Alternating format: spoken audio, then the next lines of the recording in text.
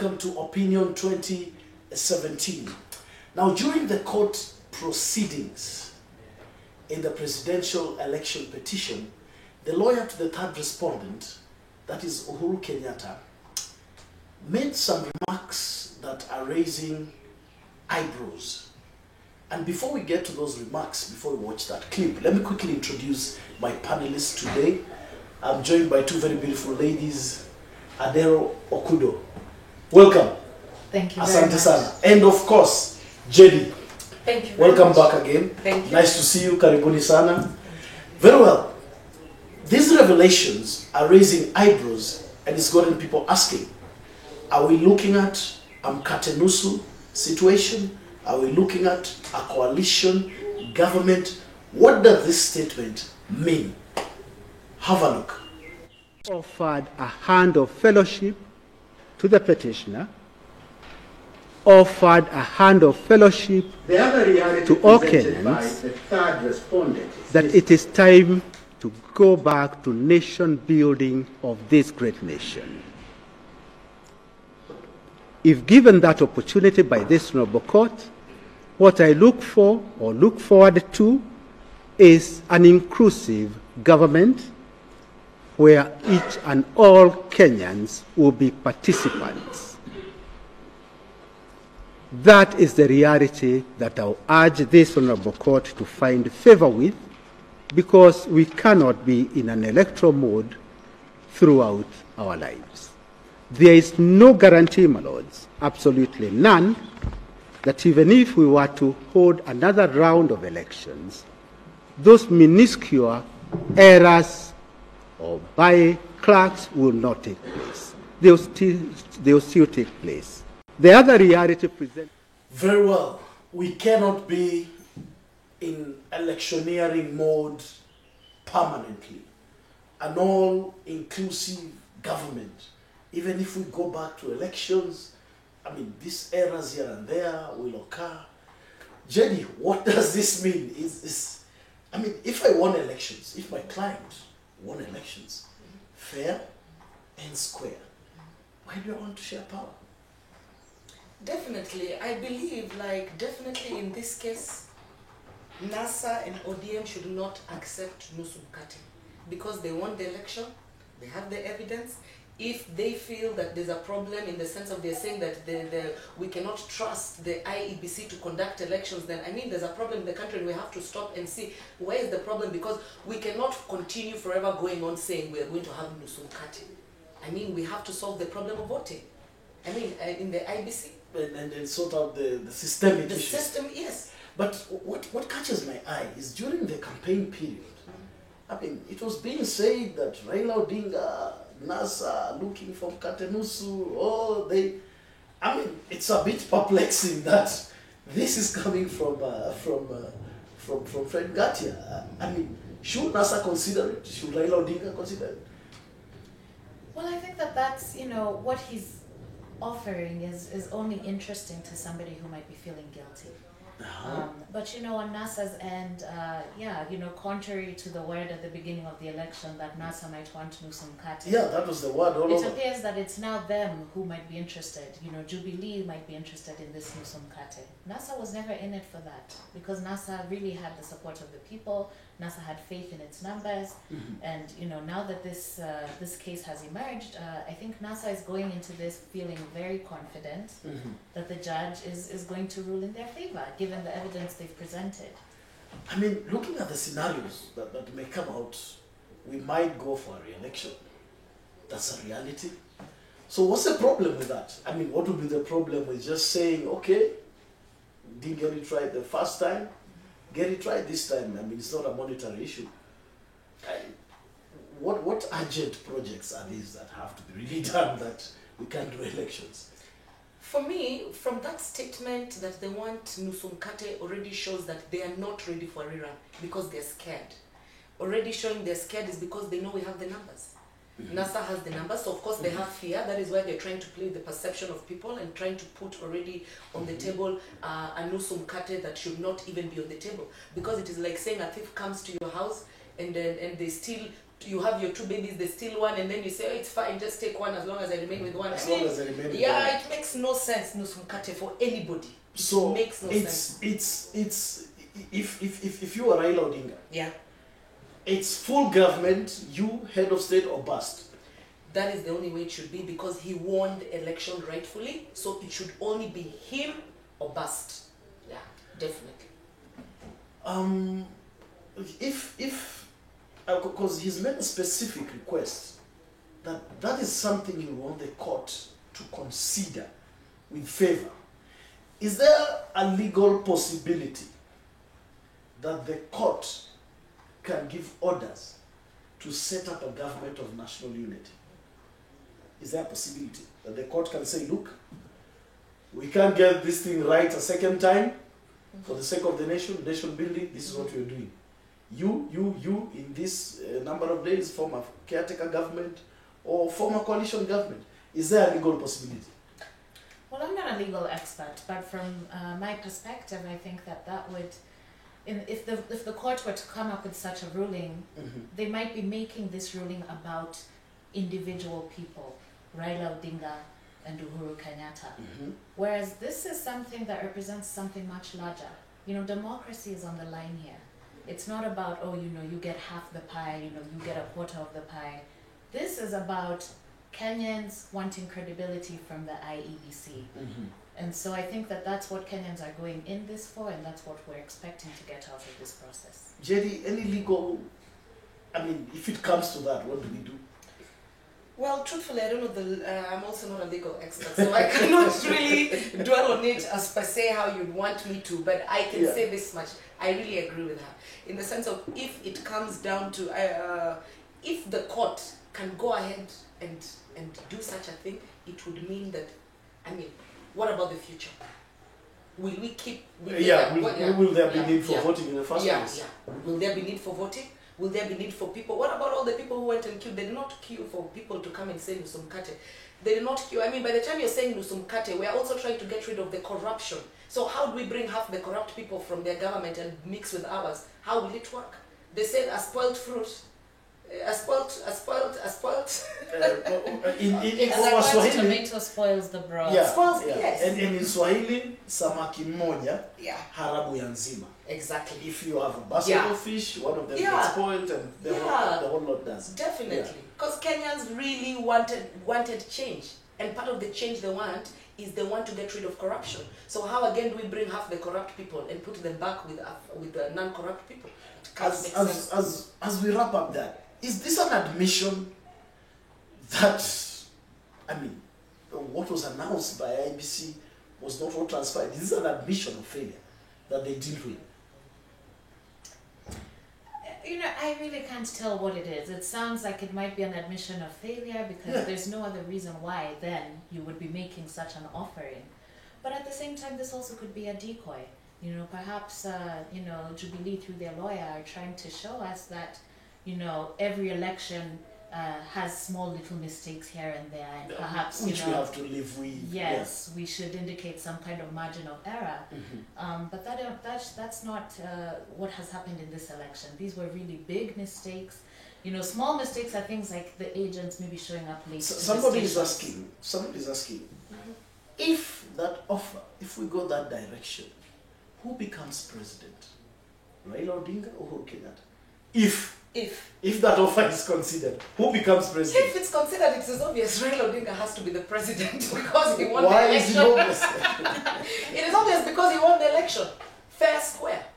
So Uhuru becomes what? Uhuru becomes the majority leader, prime minister, what? Whatever he decides, but Raila Odinga will be the president. That is all I'm saying.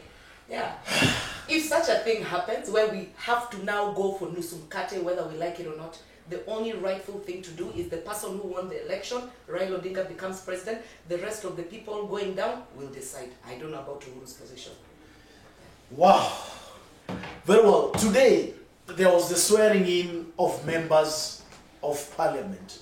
There have been some dramatic sessions in the same. Now, before we get into also the nitty-gritty of parliament, there was a list that was read out by Uhuru Kenyatta yesterday during a PG of the Jubilee Party in State House, indicating particular persons having to get particular positions. Adam Duale to retain the majority leader position, Honorable Cheboi to deputize Justin Muturi as the speaker, Senate Speaker Ken Lusaka, former governor for Bungoma, and we'll get into that discussion as well. But first, let's have a look at this clip of Embakasi East MP Babu Owino being sworn in. I, Babu Owino, having been elected a member of the National Assembly, do swear in the name of the Almighty God that I will bear true faith and allegiance to the people, Republic of Kenya, and Raila Amolo Odinga. That order. He forgot to write that. Mheshimiwa, just hold on. The Constitution says that it should be taken in the form it is prescribed. Okay. So I'm asking you to start again, and this time round, you do it in a proper manner. Okay. I, Babu Owino, having been elected a member of the National Assembly, do swear in the name of the Almighty God that I will bear true faith and allegiance to the people and the Republic of Kenya, that I will obey, respect, uphold, preserve, protect, and defend this Constitution of the Republic of Kenya, and that I will faithfully and conscientiously discharge the duties of a member of Parliament. So help me God. Thank you. Tibim. Congratulations, Mheshimiwa Owino. Well, there you go. That was Babu Owino. And he says they forgot to put the name of President Raila Amolo Odinga, according to Babu Owino. Well, the clerk corrected him, and again when he finished, there was Tibin. I don't know if it's only his oath that had Tibin at the bottom. But, was he out of order? Definitely not. Oh really, why? I don't see anything wrong that he did. I mean, he's expressing himself freely. He knows deep in his heart, and as many other Kenyans know, that Raila Odinga won the election. So for him to come out and express truthfully what is in every other person's mind, I don't see anything wrong. I admire your confidence. I don't know where you confirmed these results. I say this with such a straight face. I mean, it hasn't been very clear. I mean, the results, who won, who got what, where. But anyway, I mean, you come out as, I don't know if you have another source of information. So he wasn't out of order. No, he was not out of order, because majority of Kenyans, and I can speak for about, I know over 60% know that Raila won the election. And when he's speaking like that, it's because of also right now where we are in the country. I mean, there's some tension in everybody's chest, whether we like it or not.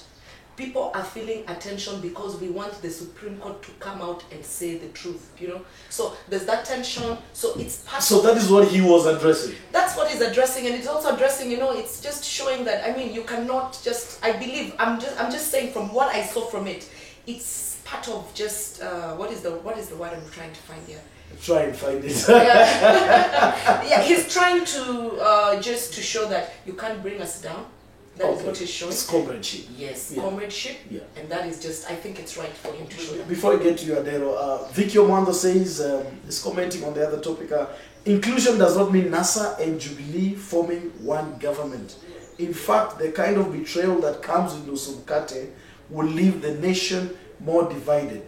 It's either a NASA government or a rerun. Whew. Anne says, but Kenyatta will never agree to something less than president. Believe me. Well, I don't know how she knows this. Tibim, at the end of his oath, was that out of order? Was it? Okay, I don't know what Tibim means in the first place. I think Babu Owino is just having a laugh. You know, he's just having a laugh. He's having fun. He's a young politician. He's a breath of fresh air. As a young person, I'm very excited whenever I see him on TV, you are? expressing himself very freely and in a way that is very youthful. I think it's very inviting to the youth.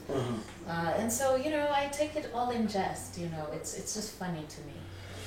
Wow. Well, I mean, that was that was quite a moment to kick off the 12th Parliament. Yeah. Now we are still while we are still in parliamentary matters. There was a list that was given out. You know, the list that I've just read out. Yeah.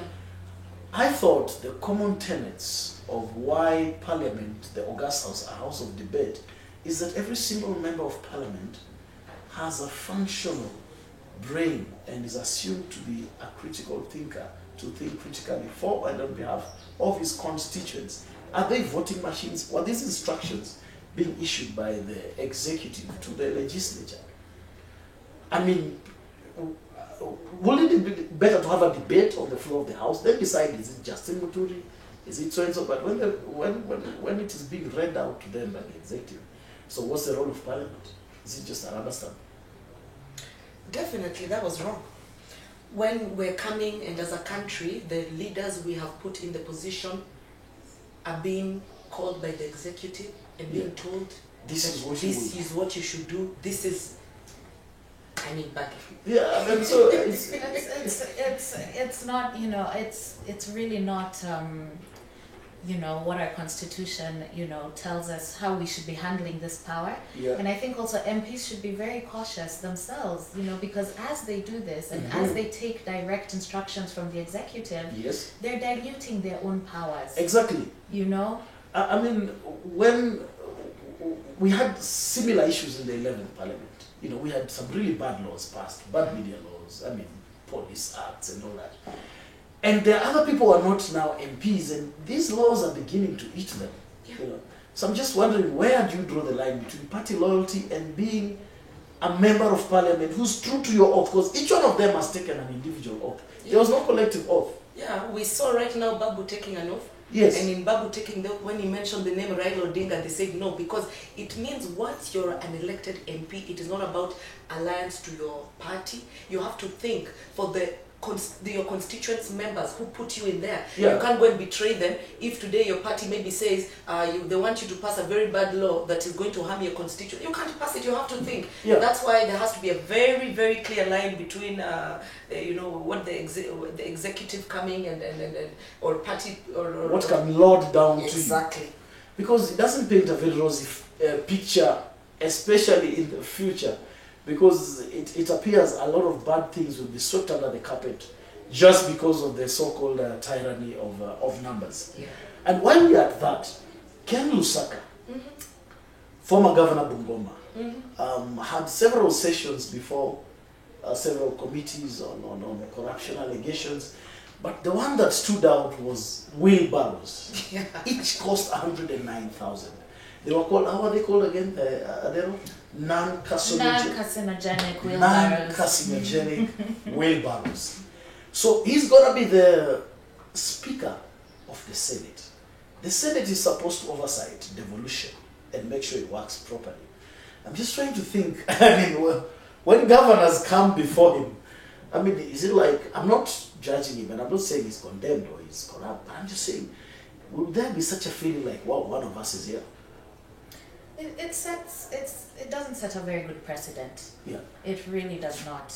That somebody who, you know, effectually is supposed to be regulating how governors are conducting themselves, while he himself was a former governor Who had several issues. who had several issues. Yes. The most notorious of which you've just mentioned, Yes. where he was buying one wheelbarrow for the county at 108,000 shillings. Yes. now we've Casino put what him- again? Non-carcinogenic. Okay, okay.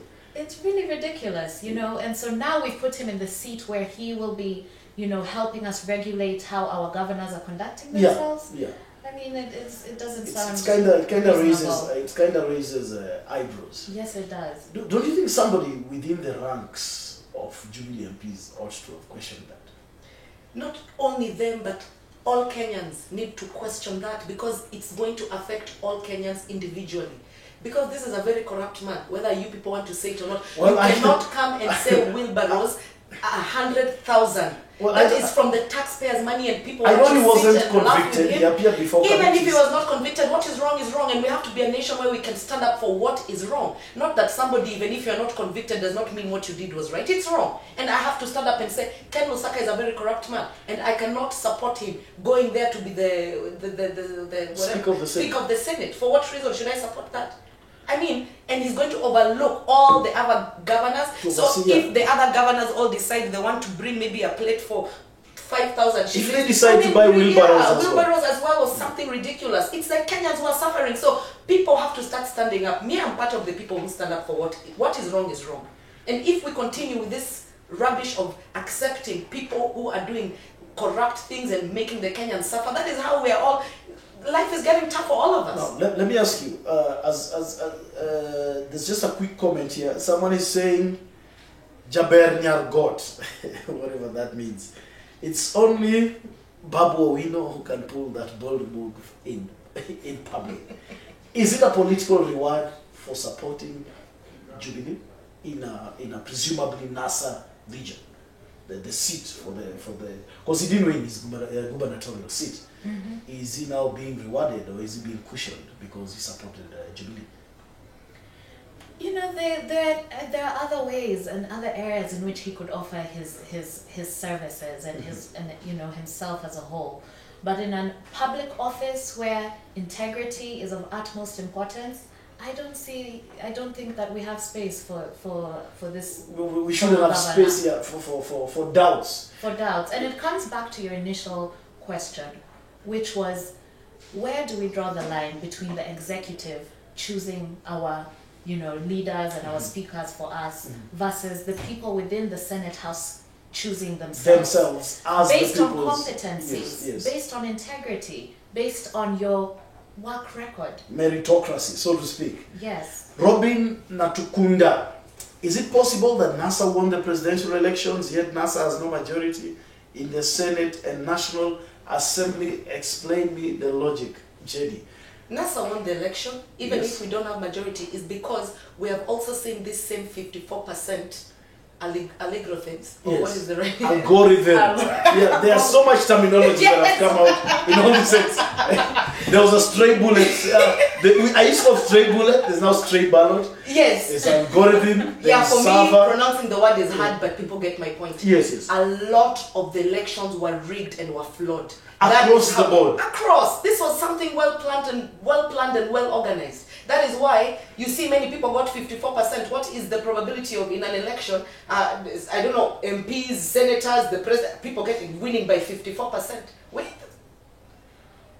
So all these, perhaps when we are done then with this presidential petition, it's important to just audit the entire.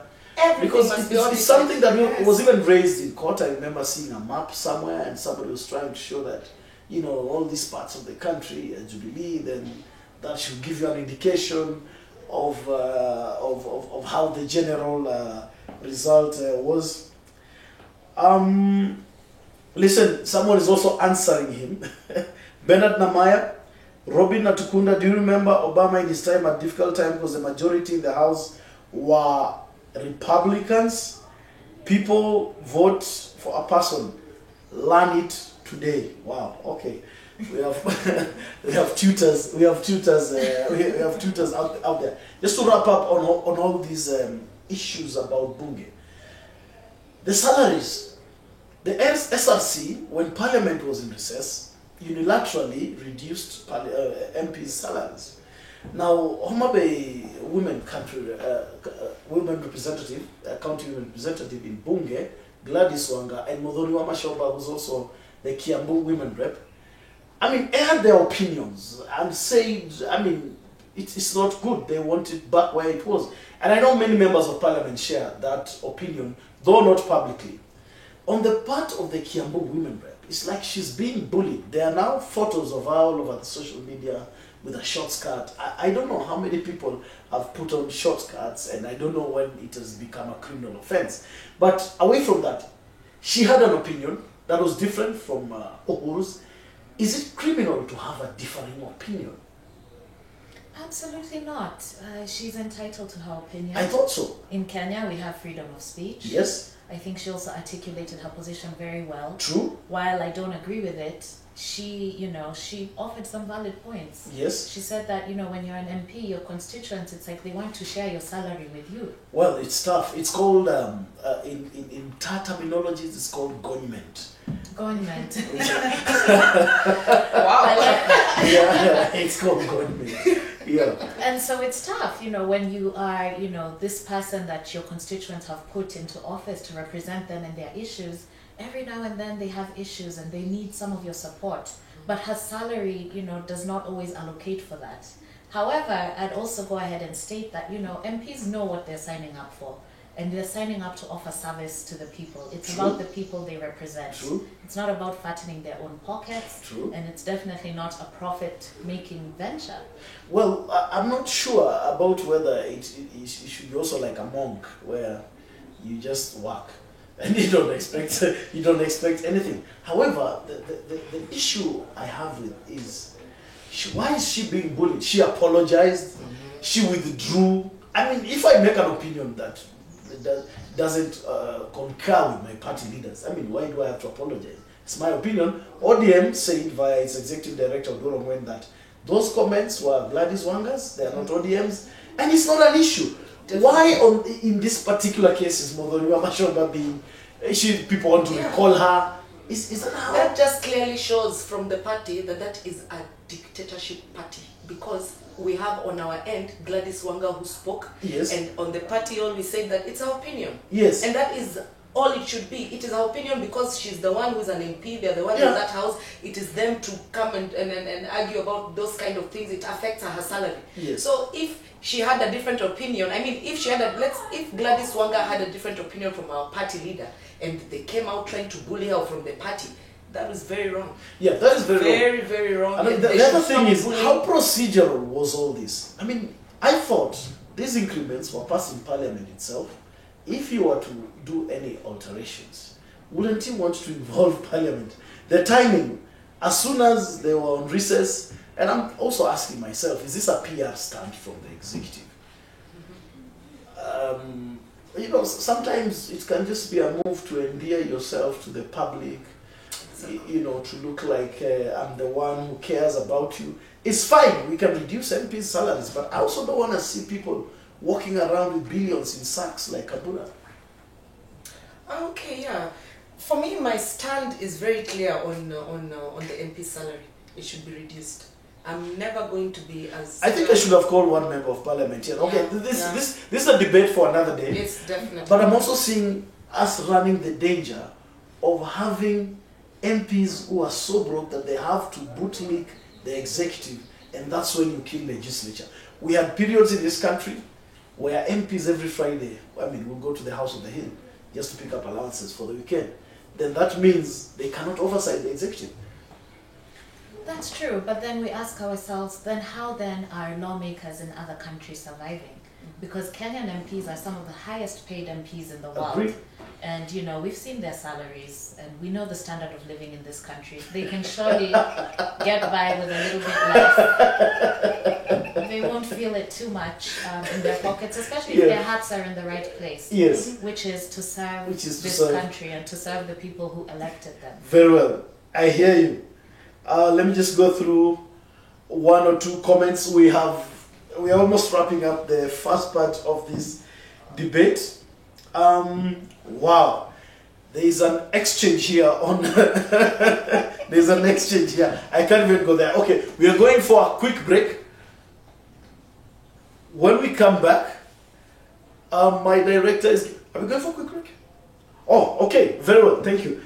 I was just gonna say there's just a third war here on these comments. I just hasten to remind you that you're free to make your comments, but please let us be very civil about this.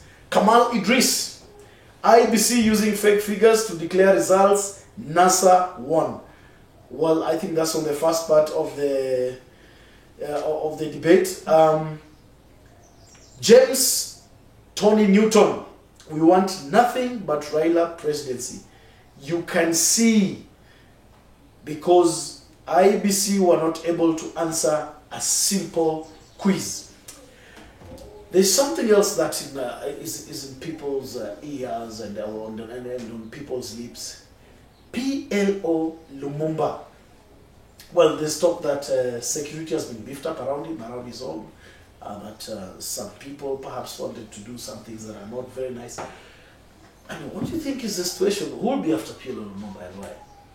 No one is after PLO Lumumba. That is the first thing that I want to say very clearly. No one is after him. The second thing about PLO Lumumba is so shocking because a man of such high stature, a man of such, a great mind, a man who has gone around Africa giving talks on integrity, on transparency, on, such big matters. So what has he done? How can he go and represent a very corrupt institution like the IEBC? How can he represent them? That is what my big, because he's a Pan-Africanist. Yeah, I know he's a very strong one. He's gone around, I've watched so many of his lectures. Yes. And he's talking about integrity, talking about corruption, talking about this. And then you go and represent a very corrupt institution. Even if it is money, I mean, it's bad. No, Adele, where do you draw the line? If I'm a lawyer, don't I have liberties to represent anybody? I mean, or where do you draw the moral line that I cannot represent this person because they are perceived or they're actually corrupt or blah blah blah? I think it's an interesting question, and perhaps there's a lot of gray area that surrounds this topic. Because yes, there is your personal life. PLO Lumumba, as we know, he has taken the position of a Pan-African. Yes. He stands on very high moral ground. And he generally communicates as a person with high ethical standards. Of course. Especially in terms of what he expects from institutions. And so to see him in this position where he is now representing the IEBC as part of their legal team, it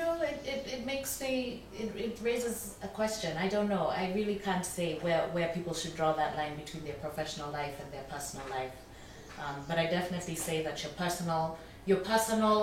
Yeah, I mean, I think it's a very personal. Okay, I don't know that it's a business decision. I think but it's going to affect him because he has very, how he has put himself. Have you watched his talks when he's going around Africa, I know him very well. talking on corruption? Then how do you go ahead and represent a corrupt institution? I mean, you can't speak. I think what you represent personally should overpower anything else. Yeah. You don't want to communicate a message. Now, before I go to my next question on the same, Elfas Imbwaka.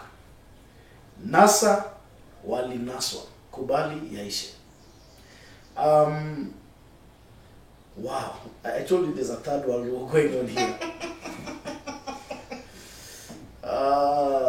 Sunday Willis, we won't accept to be fooled by IEBC and like-minded people. Benjamin Yahama, guys, I have to admit you are straight to the point. How I wish we could just have fresh elections for every seat to clean up the mess we found ourselves in. That's Benjamin Yahama. I agree with Benjamin. Why not? Because the truth of the matter is there are so many people who suffered from this 54%. Very well. I mean, lawyer fees, they're in what region? I mean, just someone is asking, are we looking at lawyers in this case pocketing hundreds of millions, tens of millions? I mean, is it a factor in determining whether or not someone is part of this case? I think lawyers definitely stand to benefit a lot from many of these cases. Yeah. I mean, in what region are the fees? In the ones who are representing IEBC and I believe it's in the hundreds of millions. I know that. So on top of what has been spent on the elections, and despite all the questions and the gray areas around the elections, there are still some hundreds of millions that are going to go to lawyers. So for lawyers, is it just another day in the office? Is it just business? Because I mean, they're also voters. Yeah. I think they should owe some allegiance to the nation. There should be some patriotic feeling about it. That look, if this wasn't right, I mean, even me, I was wrong, or does it not apply to that profession? I don't know. Well, on my end, I look at it like this. I mean, they have the lawyers, even the lawyers who are representing the IBC and Jubilee, they have the right to do that. And it's only right because we need a fair case, because we have our lawyers and we need them to have lawyers. And I heard that the NASA lawyers, the Orengos, I mean, are doing this pro bono as a patriotic act. Yeah. I don't know if you have any information around I have no information around it. Well, he can, NASA lawyers can do it pro bono, but certainly we saw the volumes of documents that were submitted as part of this case. So perhaps the senior lawyers can offer their services pro bono, but they certainly have a large team that they're working with, and a large team. Well, perhaps, I mean, your team can also be roped into the, nationalistic spirit and offer this great national service. We'll be right back. Don't go away. This is Opinion 2017. Oh, very well. So my director is telling me we are actually wrapping up. Sorry, I didn't understand you. Thank you so much. Okay, we have one last outstanding issue before we wrap up. Now, there is an article that is written by Helen Epstein, and it's an article on the New York Review Daily. It is titled "The Election and the Cover-Up." Kenya, the election and the cover-up. Now, this article has reigned, it's all over now. It was published in the USA, and it is implicating particular persons in the American system in what has just happened in the Kenyan elections. I mean, it's all over the social media, and I'm just going to read bits and pieces of it. I was going through it and I was finding it very, very, very, very, very difficult to go through this. On 8th of August, millions of Kenyans formed long, orderly lines outside polling stations across the country to vote in presidential and local elections. Kenya is notorious for corruption, and virtually all prior elections had been marred by rigging. This time, however, the US and Kenya's other donors, had invested over $24 million in an electronic tallying system designed to prevent interference. When Kenya's Electoral Commission announced on August 11 that President Uhuru Kenyatta had won another 5-year term with over 54% of the vote, observer teams from African Union, European Union, and highly respected US-based Carter Center, led by former Secretary of State John Kerry, commended the electoral process and said they'd seen no evidence of significant fraud. Congratulations poured in from around the world, and Donald Trump praised the elections as fair and transparent. Just other small bits and pieces. A week before the election, a team of US and Canadian advisors who had been helping Odinga's campaign set up a parallel system to verify the vote counting were arrested at gunpoint and deported. Then Odinga's spokesman fled too. Wow. Carter Center, Kerry admitted that there had been some little aberrations here and there, but none that thus far we feel affected the overall integrity of the process. People who witnessed the election fraud in other African countries have told me that it's normally done by making small changes to large numbers of tallies. And this appears to have happened in Kenya, where over 40,000 polling stations were affected. Just the last bit. A far more troubling possibility is that the US wants Kenyatta to remain in power at the expense of democracy. Kenya lies in one of the most volatile regions in the world. Its neighbor Somalia has been a war zone for a decade. Conflict in South Sudan has sent more than 2 million refugees scrambling to neighboring countries, including Kenya. Since 2013, two of Kenya's other neighbors, Uganda and Ethiopia, are ruled by US-backed autocrats who have instigated or worsened these conflicts. Ethiopia's US-assisted invasion of Somalia in 2006 set off the mayhem there, promoting the rise of Islamist terrorist group Al-Shabaab. In 2014, Uganda entered the South Sudan Civil War on the government side. Humanitarian organizations called for an arms embargo, which would have made Uganda's involvement illegal. The UN Security Council, including Russia and China, seemed open to an embargo, but Obama did not pursue it. And it goes on and on. This is an article by Helen Epstein. It trained on the New York Review Daily. So, I mean, where does that leave us? That leaves us knowing always, Baggy, I'll take you back to history. Please do. In history, we have always seen the West has always involved itself in African politics. And Positively or negatively? negatively. And I will start like this. Thomas Sankara was killed. Who are the people who helped in funding his own people to kill him? The West. These are things that are out there. Anybody can go and read. And I can talk about so many from Lumumba to who, because the West always and has always wanted corrupt leaders. Why do they want corrupt leaders? They want these corrupt leaders to continue to do part of the things that the missions that they want. Like for instance, one of the major things disturbing Kenyans is Al-Shabaab. Al-Shabaab are bombing us day in, day out. Why? Because they feel the troops in Somalia are there and they're raping their women, killing their young sons, killing their boys. They feel that. I don't know how true that is. I'm not going to speak on that. But all I can say to end that, bring our troops back. I, as a Kenyan, would not want Somali troops in Kenya raping the women and killing the men. So that is why they do that in retaliation. So why should we risk Kenyans being bombed day in, day out because the US want it? Let me finish. Okay. Because the US want that agenda. They want our soldiers to stay there and we want them to come back so we can secure our borders. It's that simple. So they want us to, they always want their to push their missions, to push what they want, their agendas, So they would want a corrupt government. In fact, it suits them. Because when you have a proper leader, it's not to their interest. How much of this is true? John Kerry is supposed to be a respected statesman. All that is true. That's my I think it's a very interesting article. I also have definitely gone through the article. As Jody has highlighted here, the West has always been involved in African politics. There's a long-standing history of it.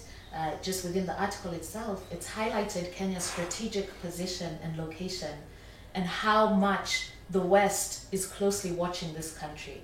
Just next door, Ethiopia, Uganda, those are people who were put in power and are supported by Western governments. And so we really need to ask ourselves here in suggesting that Africa, persons within the US government or certain sections are actually in cahoots with IBC? That's what this thing is saying. Yeah, they are. These are very serious allegations. They are. I cannot doubt it. But we have to also... Let me just read a quick comment here. Dennis Kusma Spike, the elections was a movie. Kakai Kennedy watching. Sunday Willis, the West should give us a break. As we are wrapping up, your final comments on this. There was this observer group that they made their deliberations and they left. Does it mean that they're part of this conspiracy? How deep is this? I don't know how deep is it, but my last comment is this. The West should free Africans alone. Africa, like Kenya, we're a sovereign country. We do not need their interference. If anything, we know that the West wishes us no good. I wish Africans can just open their minds again. Let us become Pan-Africans again and remember what the West has done to us. The first slave ship that came to the shores of Africa was called Jesus. In that sense, to come and fool us, to take us there and we went as slaves. We have to know the West does not wish us good. That's the first step. And Bob Godek should stop involving himself with our elections. Who's Bob Godek? US ambassador. And this is a warning to him. He should leave us. You cannot come. You don't find a Kenyan involved in the US elections. Unless, Obama was half Kenyan, he was running there. But you do not find observers here going and we're involved in the election. They should free us. We know what we're doing in Africa. The first civilizations came from Africa. We are ahead. We are the mother and father of humanity. We know the way forward. We don't need their interference. And that's my only message to the West. Africa tumeiva, and we don't need any disturbance from anybody, period. I would just add one comment here. One thing we also have to be very aware of is African governments do not participate in corruption by themselves. As long as you see corruption, you need to know that there's also some kind of Western influence involved in various cases. And if you want to get to the bottom of corruption, you must follow the money. In this specific article, it goes ahead and lists that $24 million was donated to IEBC for this electronic system by the Carter Center, representing Western governments again. And if you trace that money back, that's probably why maybe the IEBC system failed. Well, I heard that the server is in France, but the company is American. But, well, besides the point, just last comment, Robin Natukunda, thanks to the two eloquent ladies at the show. Guys, Western powers, whatever group are hypocrites and not genuine, they pretend to be charitable and Democrats. To us, they are part of the problem. Thank you for watching. This is Opinion 2017. Goodbye.